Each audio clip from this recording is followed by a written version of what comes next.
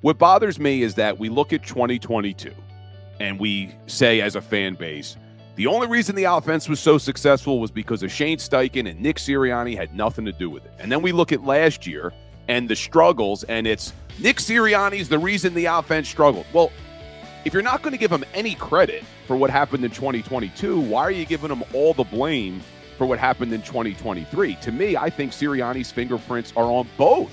I'm not absolving him for what happened last season, but I just don't think we can say he had nothing to do with a team that was one of the best teams we've seen. If they finish that half of football against the Chiefs in the Super Bowl, the 2022 Eagles go down as maybe the best Philadelphia Eagles team we've ever seen. That would have been an historic season.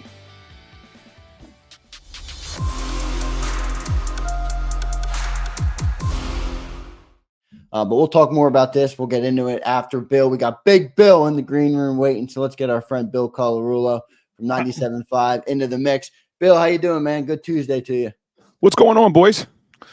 Attaboy. How are you, Bill? I like it. You got the background. You've been at that 97. Now I'm more used to your yeah, I'm doing background. It from my house today, like where I used to do it. Yeah, like it.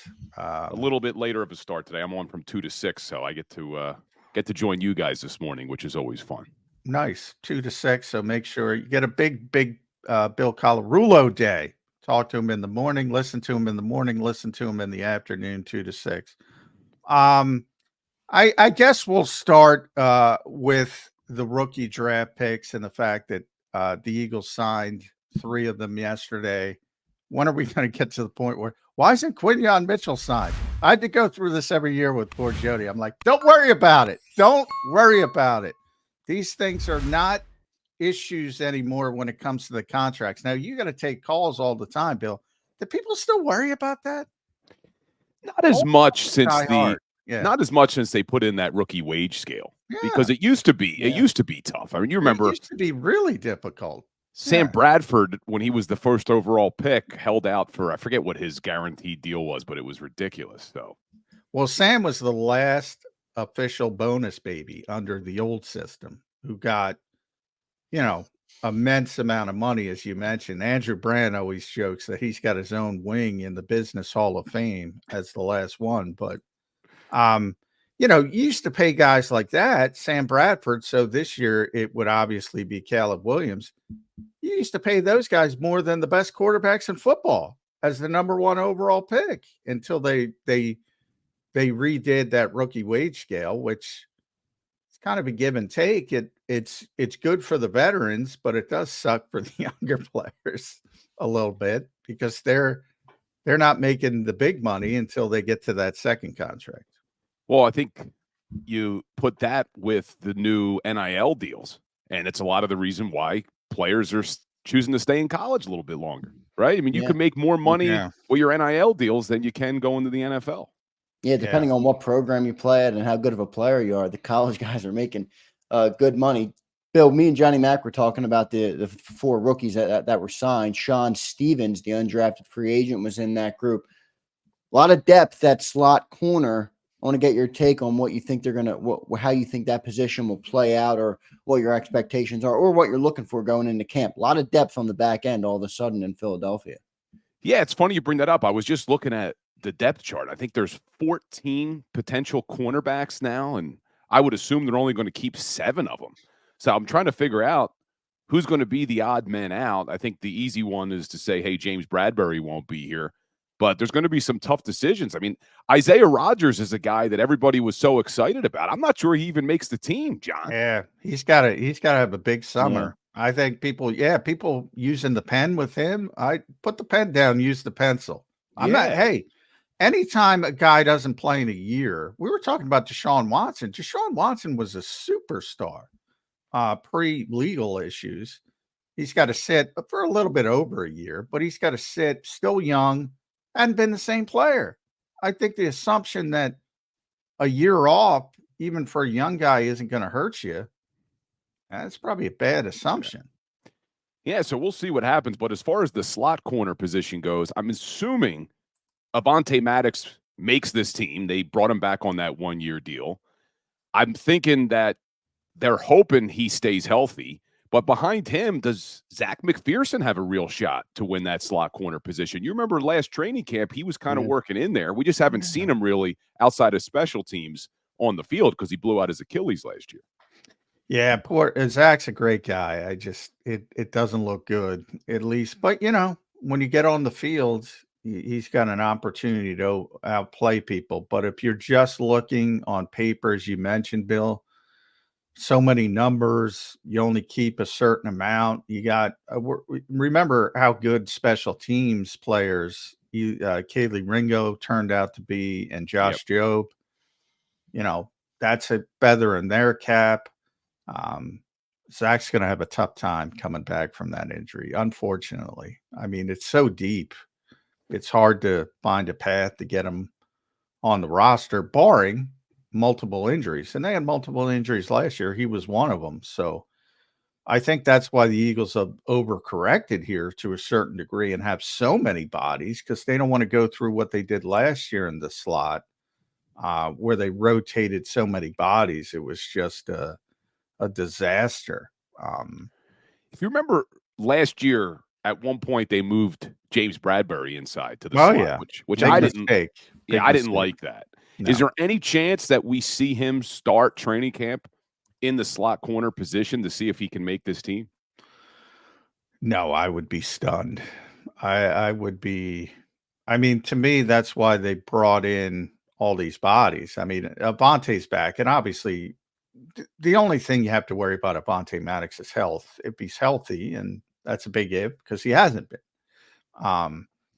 But Tyler Hall is a slot corner. You mentioned Zach McPherson. He's got versatility, but they moved him inside last year. And now you bring in Sean Stevens, who's 5'9", 180, strictly a slot corner. You have Isaiah Rodgers, who has played outside, but if you look at him, it looks like he should be a slot corner. So they have so many guys who can play in the slot.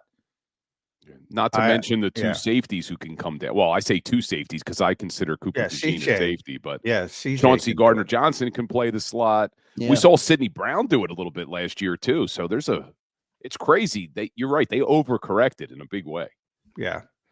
And it's better because you don't want to be in a position, and not only Bradbury, but you mentioned Sidney as well. And Eli Ricks, don't forget Eli Ricks.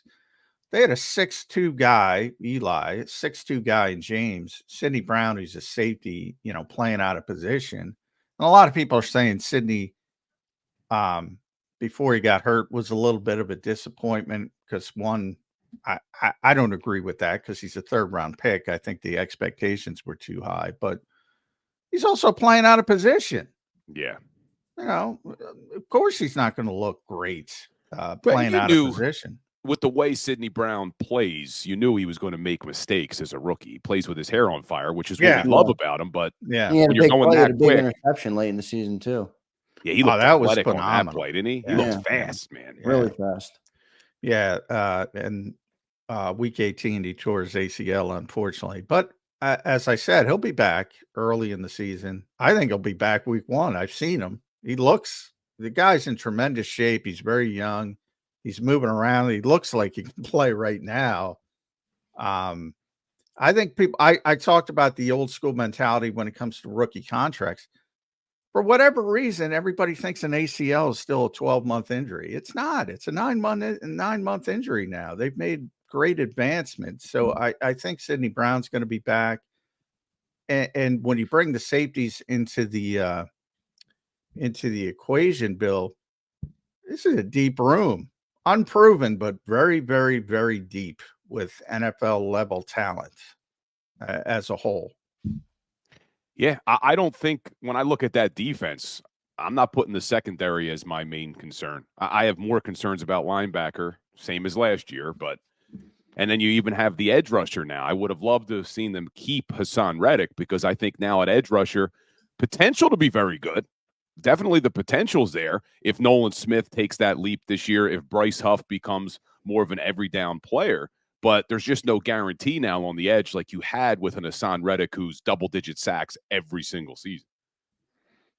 Bill, we talked to you last week right before the coordinator spoke. I just wanted to give you a chance and get your opinion on what you heard specifically from Vic Fangio and Kellen Moore. I thought it was pretty good. I said to Johnny Mack, the adults are back in the room. The maturity level is there, and you can clearly see there's two guys that have been around the game. They have experience in the game. So from that perspective, I like it. What did you hear from the coordinators, and what did you like or not like about it? I think you're spot on. Both of those guys sounded like they could be head coaches with the way Yeah. they addressed the media. And I don't want to put too much stock just in a press conference, because Yeah. if we did that, Nick Sirianni would have been fired the first day he was here. Yeah, right. But I thought they did a great job. Vic Fangio, clearly a veteran who's been around a long time. And what I loved was his answer when they said, what's the most important part of your defense? He said, good players. Yeah. You got to have good players. I don't care how good of a coach you are. And I also liked when he talked about when things start to go south, getting back to basics.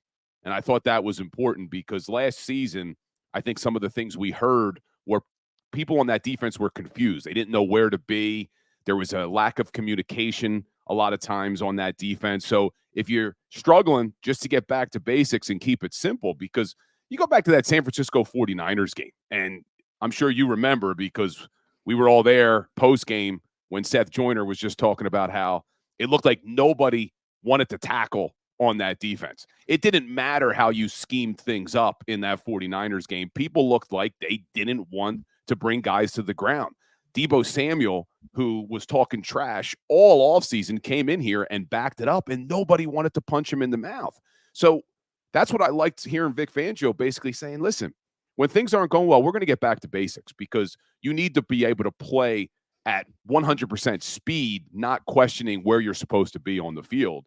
And then talking about Kellen Moore, I loved what Kellen Moore had to say. First of all, with Jalen Hurts, talking about how his legs is something that is an advantage to them that they're going to utilize, because that is spot on. The thing that makes Jalen Hurts so damn good, and we talked about it last week, is his running ability, Right. getting back to that RPO. We talked about that. He also talked about Saquon Barkley and how he's excited for him as a running back to see him run the football, but then also said to take advantage of the other things he does well, which is not only pass protect, but catch the ball out of the backfield, something that the Eagles didn't like to do last year, whether it was Jalen Hurts or Brian Johnson, getting the ball to their running backs in the passing game. So I loved all of those things. And obviously he talked about pre-snap motion, which a lot of people are wondering why we didn't have that last season. So Johnny Mack asked that question. Yeah. Johnny Mack always asks the good questions. I always hear it. I always hear it. I'm out. There's Johnny Mack. But yeah, I just thought that as far as press conferences go, I thought both of them did a great job. And Michael Clay didn't get a lot of play because we all have heard from him before, but I liked what he had to say too about the return game being a real advantage now. Like, you could take advantage of the new return rules to make that a part of your game plan with your returners. So all in all three coordinators impressed me when they spoke. Yeah, Michael's coming off a great season. Obviously, the one thing, there was such an improvement on special teams, so I think there's less of it. Last year was the exact opposite. People were asking, why the hell is Michael Clay back? I couldn't believe it, John. I will admit I was dead wrong. I was furious when they brought him back because the 2022 season, their only weakness that year was their special teams unit. Yep. Yeah. And then it came back to haunt them in the biggest game. And I'm thinking, why'd they bring this guy back? But special teams was great last year. Yeah, it really was. And that was the one, I remember I was concerned in training camp because they kept getting rid of their good special teams players. And one fan said, and I give him credit, and I wish I remembered who it was. He said, well, those guys weren't that good anyway. And he turned out to be right. And they let Ringo out there and Josh Jobe and those guys, and they turned into great coverage players. Britton Covey in his second year, phenomenal season as a punt returner. And then, getting a punter helped as well. Braden Mann, after Aaron Cepas continued to go in a negative direction. Braden Mann was great, and Jake Elliott. I mean, that guy's just money. Yeah. But yeah, there's not many questions when it comes to Michael Clay's units. I was interested with the kickoff return, though. because I heard this a couple times down there. They're kind of in a wait and see mode. And I'm like, these special teams coordinators, they're like, what do you mean? This is your job. You don't wait and see. You gotta get ahead of you gotta be proactive and say, all right, I'm going to study a bunch of XFL film and I think I can do this. And maybe they are. They probably I would think are. they are. Yeah. But I think, unfortunately, Bill, because they had to water down the rule to get it through. And instead of bringing it out to the 40-yard line, they're only going to bring it out to the 30 with the touchback, which is a little bit more of a penalty, but not much. And I think ultimately we're going to be back to everybody's just kicking it out of the end zone, and it's going to suck. Yeah, because if you have a weapon back there, that can break a long kickoff return every time, the opposing team's going to say, we'll just take our chances putting you at the 30. Yeah. So, that's why it would have been better probably to say the 40. But like you said, they may not have gotten it through when they voted on it. Yeah. So that's kind of disappointing. I don't think much is going to change. I really don't. I think you're going to see a few kickoff returns. And if somebody does have a Cordero Patterson in his prime, they're going to go, all right, I'll just take the ball to 30. I'm not going to kick it to him. Now, I don't know if I saw this in the rule or not. Is it automatically a touchback if it goes into the end zone, or can a player return it? You can return it, but if it goes out of the end zone, they could just kick. These guys they have such big legs now; they could just kick it through. Yeah, that's my point. They're not going to. There's the landing zone. There's all these tweaks, and it looks good on paper. But if there's no penalty to force you to kick it into the landing zone, and the penalty is 5 yards from what it was previously. Yeah, they'll just take their chances at the 30. I think that's what's going to happen. I hope I'm wrong, because I'd love to see the play back in the game, and I like the way the XFL did it. But there's got to be an incentive for the kicking team to kick it in, and to me, that 30 is not nearly as bad as the 40. Although Chip Kelly, I bring up Patterson, he lost the game because under the old kickoff rules, he wouldn't kick it to Patterson and just kept giving the ball at the 40-yard line, and they lost the game because of it. So you never know, but I do think that's not going to be as exciting as people hope, unfortunately, and I hope I'm wrong. But even that 5-yard difference, I think the NFL looks at it as being worth it. I don't have the exact numbers in front of me, but I saw that last year there was a decline in points scored. And I saw some analytic that with the increase of 5 yards in field position, the NFL is predicting it's going to result in X amount of additional points per game. I mean, they're doing everything to try to create more offense. Well, I think partially the hip drop tackle, even though that was a injury concern. It seems to me that the NFL only puts safety rules in place when it results in more offense. Like, they don't worry about and also money, because people like scoring, so it creates interest. And look, evident, they're playing Wednesday on Christmas Day this year. They don't give a crap about player safety. Thursday, short weeks. They don't give a crap. Short weeks. There's research that shows artificial turf isn't as safe as grass. They haven't passed that rule. But the ones, got to get rid of that hip drop tackle. And interesting, when the soccer stuff is coming here, they're replacing all the fields, because they're not going to play. They couldn't have got it if on artificial turf. They won't accept that. But the NFL, which makes more money than God, we can't change over. You got me on a rant, Bill. What an absurd league they are. Player safety. You know what's going to be crazy this year, John? Yeah. That players are able to wear those, I forget what they call them, the protective gear on their helmets. They can choose to wear them in games. I know. Oh, that's I don't know if anybody's going to actually do that. That's going to look goofy out. It's going to look really strange. Yeah, they're going to get ripped to high heaven. When that came out, I had to go through and look for my Kelsey bubble wrap picture. Yeah. When he came out with the bubble wrap on top of but that's going to be Guardian cap. Yeah, the Guardian caps. I saw that. I was reading that what they're going to try to do, though, if a player chooses to wear it in a game, they're going to put logos on it or something. to try to make it less. Boy, it's just They're gonna build in like a Guardian cap type of helmet. yeah, it's going to look very weird, but yeah, they're all about player safety unless it means less money to them, because you can't out of one side of your mouth say, hey, we're going to ban the hip drop tackle for player safety, but then like you said, play games on Wednesdays, play games on Thursdays, extend the season to 18 games, which is what now Roger Goodell is saying, which we all knew was going to come. But my concern with that, and I keep saying this, I've been saying this for a while, I knew they were going to go to an 18-game season eventually. But they better stop there, because what makes the NFL so damn good in comparison to all the other major sports is that every game matters. Yeah. 1 week, we're winning the Super Bowl. The next week, we want our head coach fired. In the other sports, you don't get that. People check out until the playoffs. Look at Johnny basketball. Mack had a great comparison on this yesterday. He compared it to baseball. 2 losses in that was Vic. I got it from games. Vic. That was what Vic did. Yeah.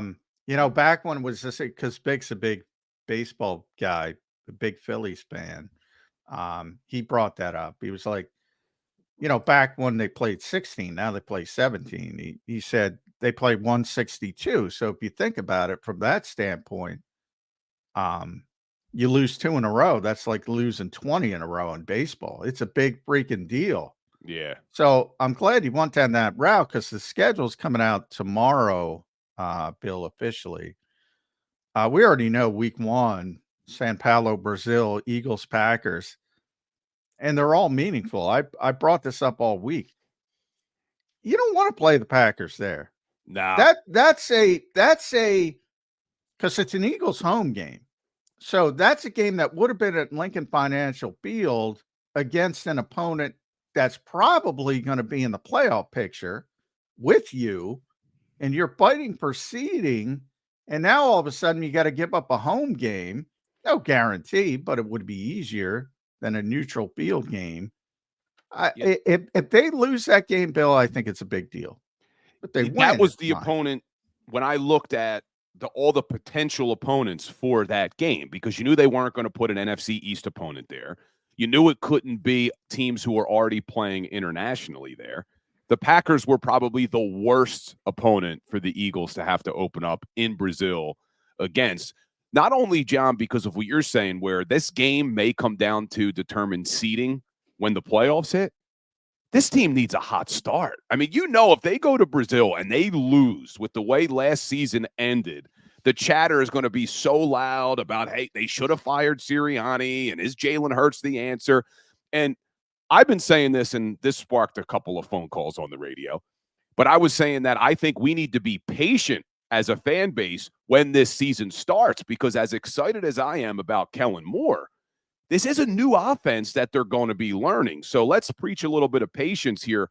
Jalen Hurts is learning another offense for how many years in a row now has he had? He only had back-to-back coordinators. Had Shane, and that wasn't even back-to-back, because he only had Shane for a half season. So he got him, but not 2 full seasons. So I don't. Ironically, that second season was his best year. Yeah, it really was. Yeah. So, I mean, I did like to hear, we go back to Kellen Moore. I am maybe in the minority here. I like that they're going to build off of what's already here. I know there's a lot of fans who are saying, keep Sirianni as far away from the offense as possible.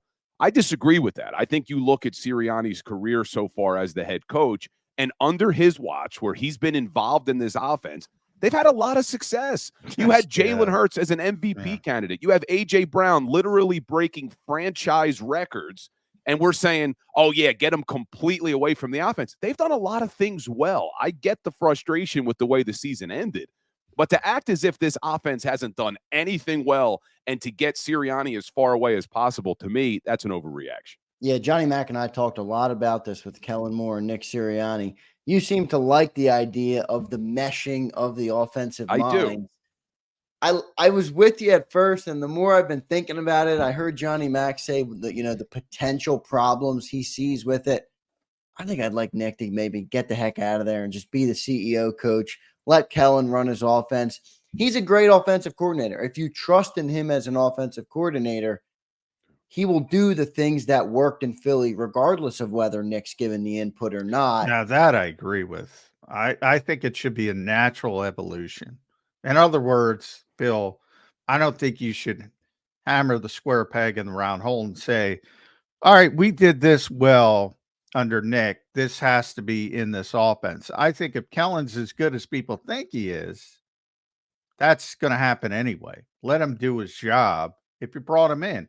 And I don't even agree with that because I don't think it should have been taken away from Nick. But once you did, then you got to let the guy do his job.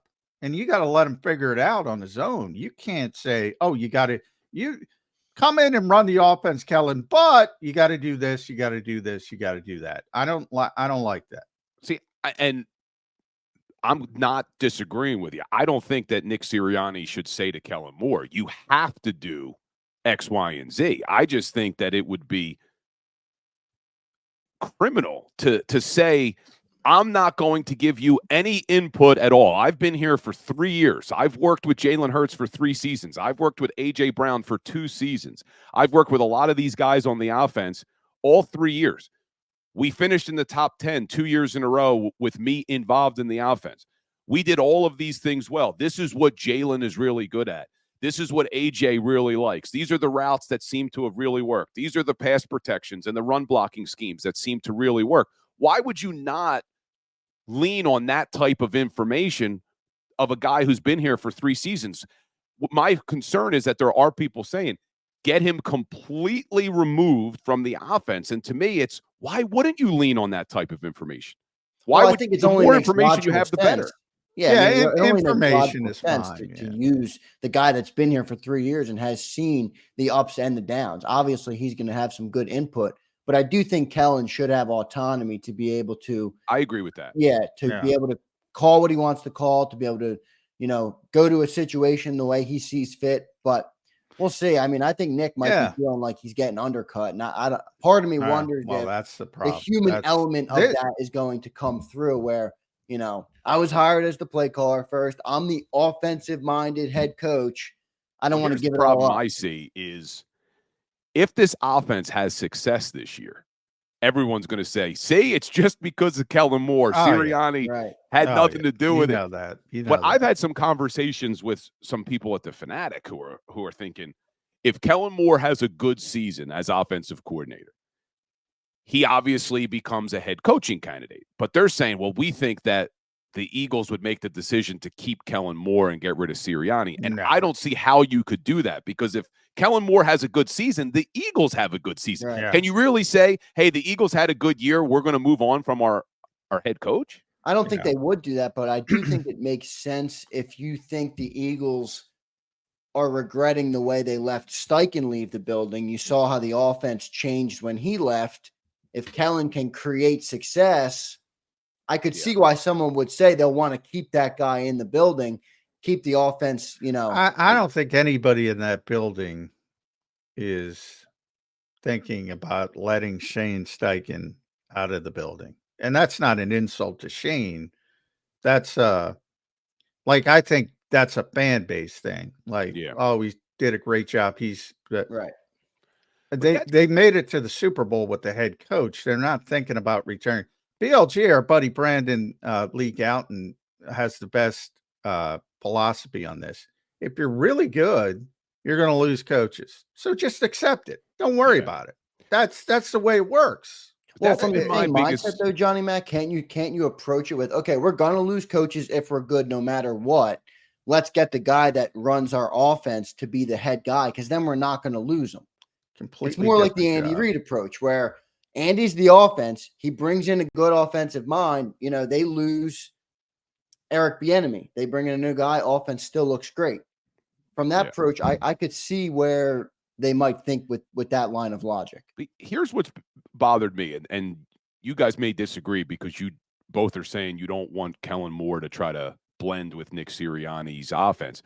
What bothers me is that we look at 2022 and we say as a fan base, the only reason the offense was so successful was because of Shane Steichen, and Nick Sirianni had nothing to do with it. And then we look at last year and the struggles, and it's Nick Sirianni's the reason the offense struggled. Well, if you're not going to give him any credit for what happened in 2022, why are you giving him all the blame for what happened in 2023? To me, I think Sirianni's fingerprints are on both I'm not absolving him for what happened last season, but I just don't think we can say he had nothing to do with a team that was one of the best teams we've seen. If they finish that half of football against the Chiefs in the Super Bowl, the 2022 Eagles go down as maybe the best Philadelphia Eagles team we've ever seen. That would have been an historic season if they finished that I game. say it all the time. That's the best Eagles team.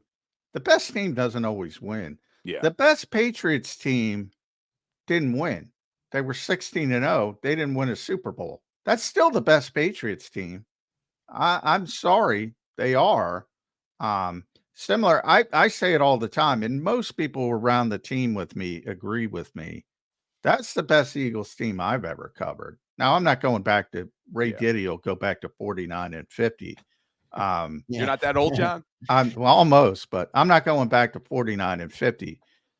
I think it's the best Eagles team of the modern era. And I covered the Super Bowl team. They're much better than the Super Bowl winning team. I would go as far as to say if they had one more drive, one more couple minutes on the clock to get that ball back, they could have won that Super Bowl. I just wish they had the chance. If that holding call doesn't get called, we at least get to see them with the ball back with some time on the clock. I don't understand why a lot of people, not everybody, but they can't wrap their heads around that.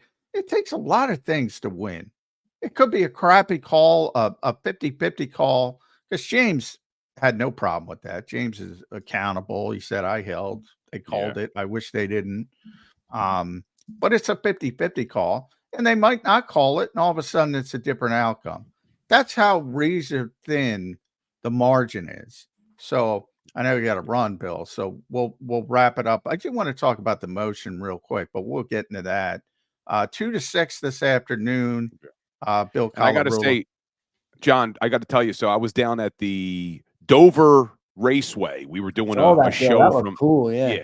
We were doing a show from there, but I had to get picked up by the head of their marketing or whatever it was in a golf cart, and I get in and I go to shake his hand. I said, "How you doing? I'm Bill Colarulo." He goes, "I know who you are. I'm an avid Birds 365 listener, and I see you on that show." Yeah. And I said, "Oh, good to hear, man." He goes, "Oh, I love John McMullen. John McMullen." He goes, "I look forward to hearing him every single day." So he may be listening right now. So we'll give him a shout out. Good shout out to for him down at Dover. That's good stuff right there, Bill. That's good Birds 365 love out there. Yes, sir. Well, I got to run. I got to go take my daughter to school, but I appreciate you guys having me. Hopefully I'll see you next week. All right, thanks, Bill. See you, man. See you guys. See ya. There's Big Bill Colarulo on from 97.5 The Fanatic later today, 2-6. Doing great job over there. We miss having Bill here on JAKIB Sports, but he always does great work. Always great to get him up here. Johnny Mac, we'll get to a timeout, our first timeout of the show, and we'll come back and we'll go part two of the defensive breakdown. We'll get into coverages in the back end. So put back on that football cap, that Vic Fangio cap, and get ready to explain some defense to me and to the listeners of Birds 365. I want to thank everybody. Speaking of our listeners, I want to thank all of them for being in here. SMD Eagles, Rolando, Twiz, Robert, Slagger, Crawley. We appreciate you guys. Make sure you drop a like on the show. Let's get over 100 likes today during the live show. Over 100 likes. Can we do it? If you guys like Birds 365, be sure to drop a like. Let's get to a commercial break. And on the other side, we'll go part two of the defensive breakdown. If you missed any of today's show on the JAKIB Media channel, listen to the podcast on your way home. Available on YouTube, Apple, and Spotify.